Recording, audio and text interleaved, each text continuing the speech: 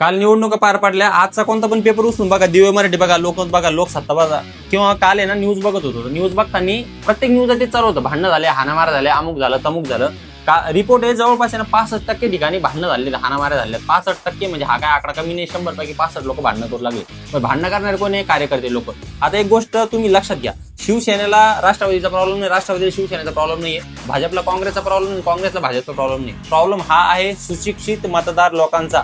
ज्या दिवशी तुम्ही शिकून सवरून मोठे व्हाल, तुम्ही काय करशाल? क्रॉस क्वेश्चन करशाल ना, त्यांना धाम फोडशाल तुम्ही, प्रत्येक गोष्टीला तुम्ही त्यांना टॅकल करशाल किंवा विचारशाल की ही गोष्ट अशी कसं काय झाली. हे गोष्टी त्यांना नकोय, त्याच्यामुळे हे सगळं राजकारण चालू आहे. तुम्ही जेवढे गधडे, जेवढे येडे, जेवढे आडाणी राहशाल, तेवढा राजकीय लोकांचा फायदा आहे. आता काल ज्यांचे भांडण बिंड झाले, ज्यांच्यावर केस बीस पाडले असेल, ते कोण आहे? सर्वसामान्य लोक, कार्यकर्ते लोक आहेत.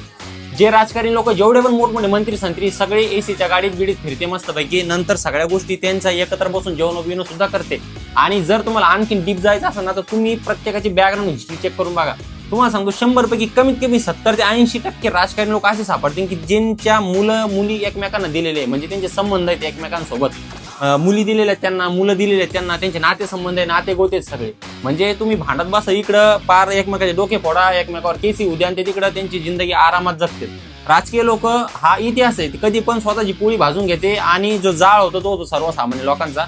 त्याच्यामुळे ह्या गोष्टींनी थोडासा डोक्यात प्रकाश पाडा. भांडण तन्न ज्यांसाठी तुम्ही करू राहिले ना, ते तुमच्यासाठी किती ठिकाणी उभे राहते याचा थोडासा अंदाज घ्या, ठोकताळ बांधा.